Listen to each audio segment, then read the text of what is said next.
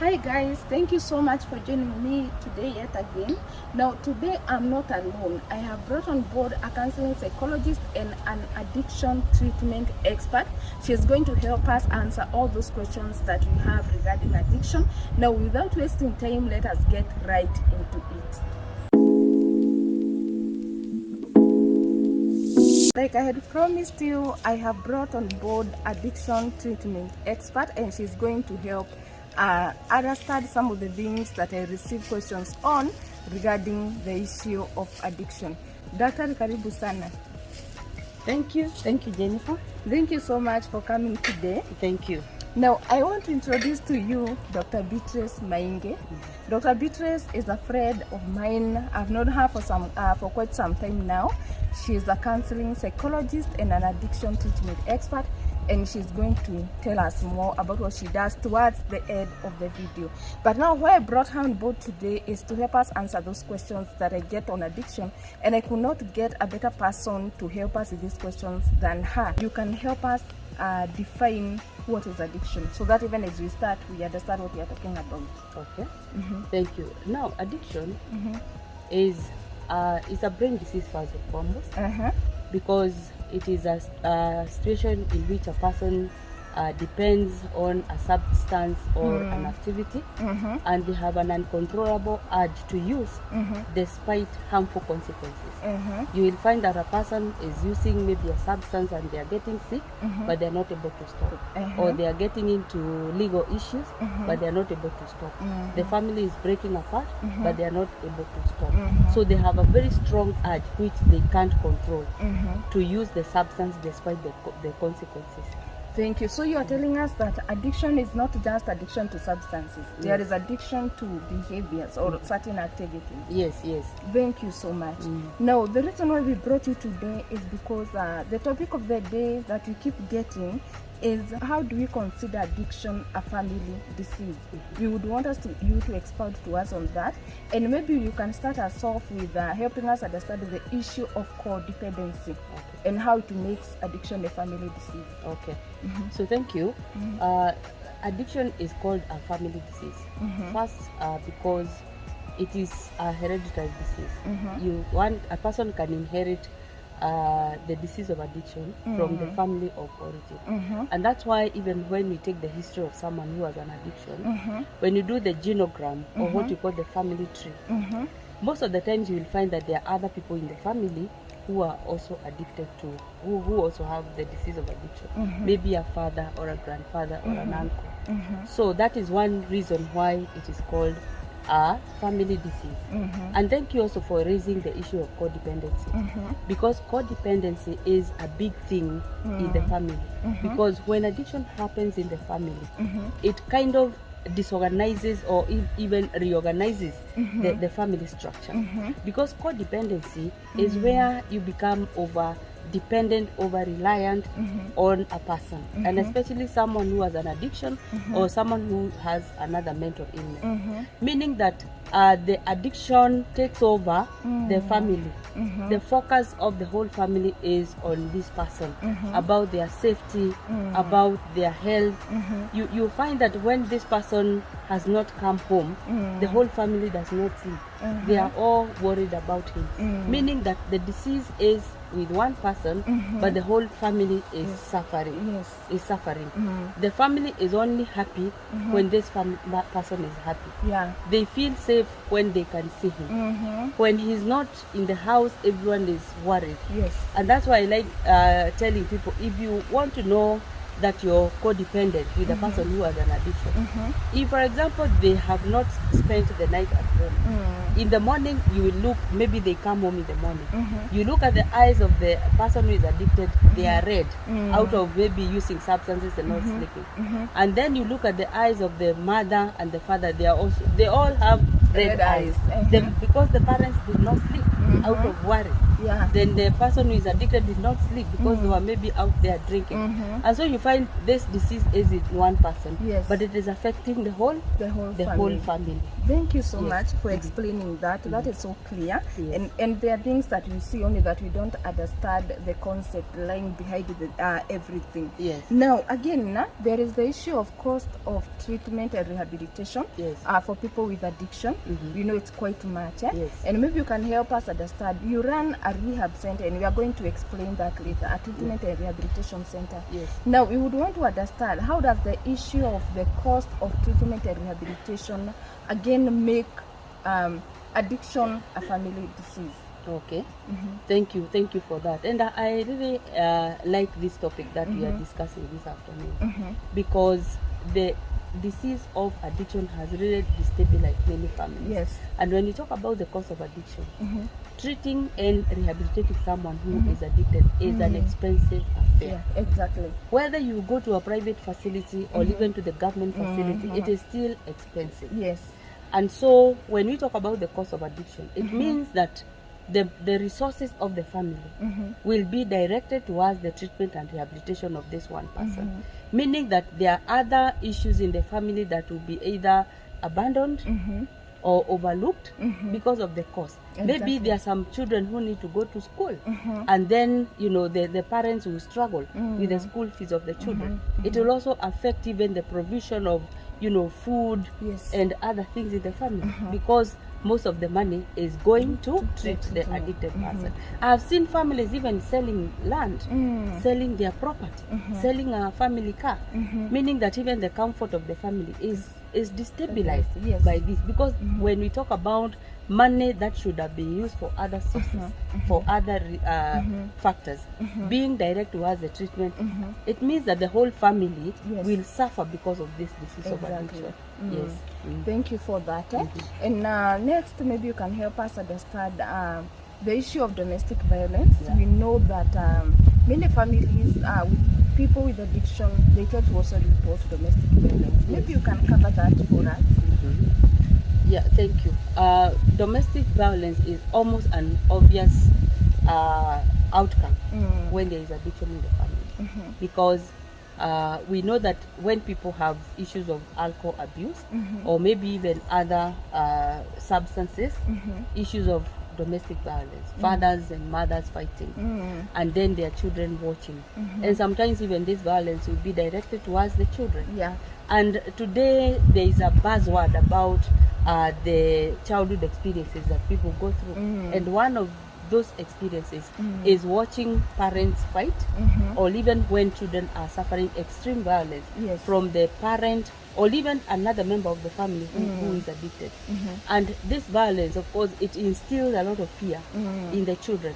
It lowers their self-esteem, and it affects their future relationships. Yes. You can imagine if parents are fighting, and maybe in the village or even in the estate where other children can hear, and then they go to school the following day, and the kids are saying, "Oh, we heard your mother screaming, we heard your father abusing your mom, or we heard you people screaming." You can imagine the shame and guilt that this child suffers. You follow that child many years down the line, and you will find they are suffering the consequences of that violence. And of course, when there is violence, there will be issues of injuries. Yes. People will injure one another.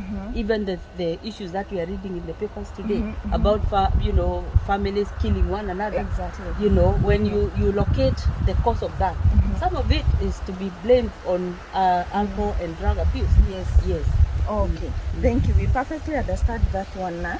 Now, you have actually covered something about how children are affected. Yes. And so now we are curious to know how addiction becomes a family issue in the sense that children grow up in a toxic environment. Yes. So maybe you can expound on that as well, about the childhood wounds that children may sustain. Yes. So when we talk about the adverse childhood experiences, or what we call, today we have come to appreciate that these childhood experiences almost fall under the category of traumatic experience.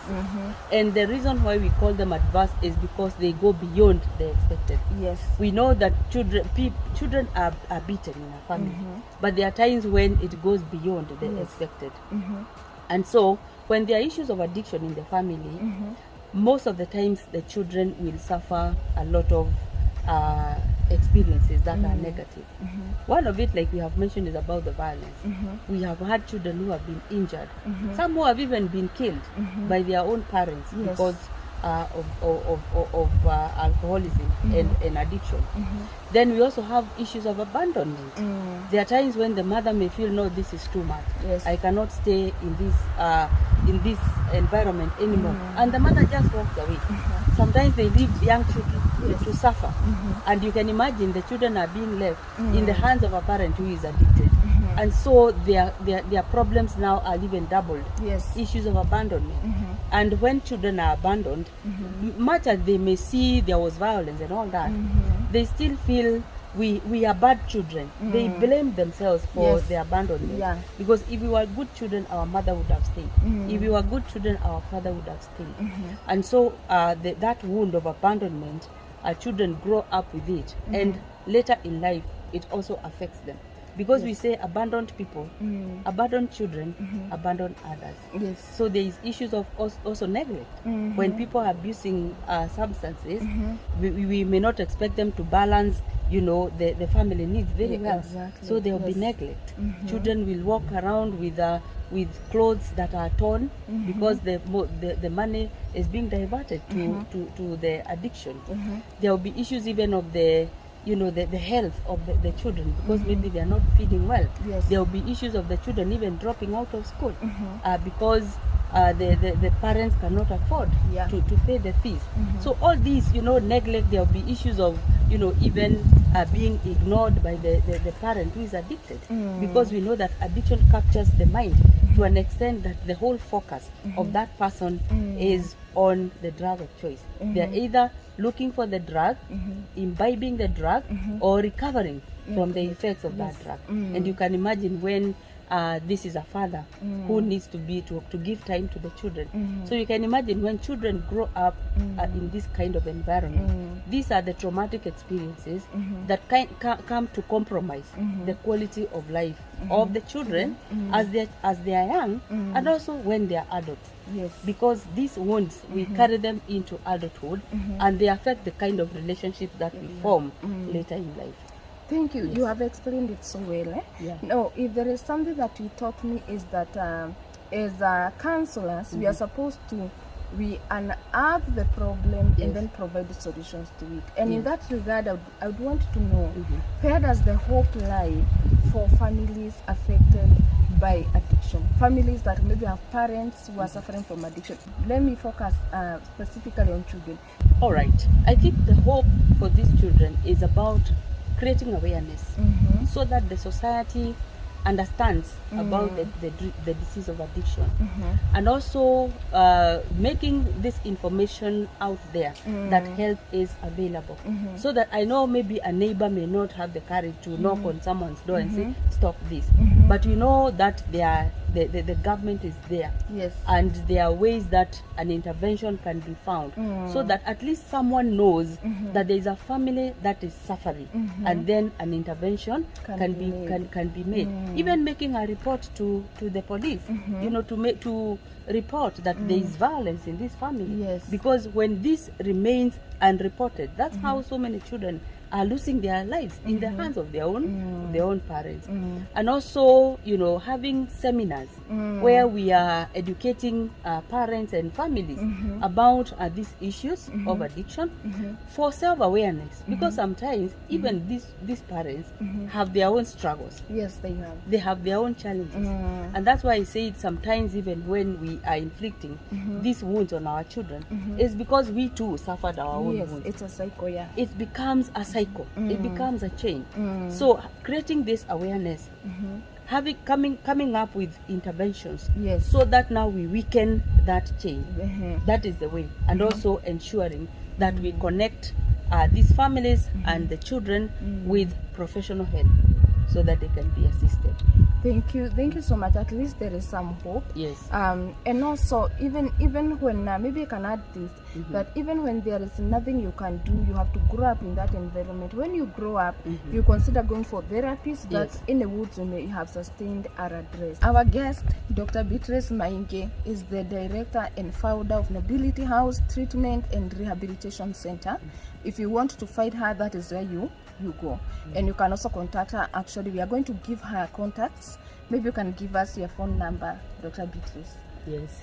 So thank you. Like Jennifer has said, I have a rehabilitation center where our vision is restoration of human dignity, because like the issues that we have just discussed about, the issues of traumatic experiences that people go through, they deprive people of their dignity. Yes. And at Nobility House, we believe that when you restore that dignity, then the person becomes self-regulating, so that when they feel that their dignity is being deprived, they can speak out. Yes. Because you know, dignity is very important, because it is personal dignity that directs you as to what to do and what not to do.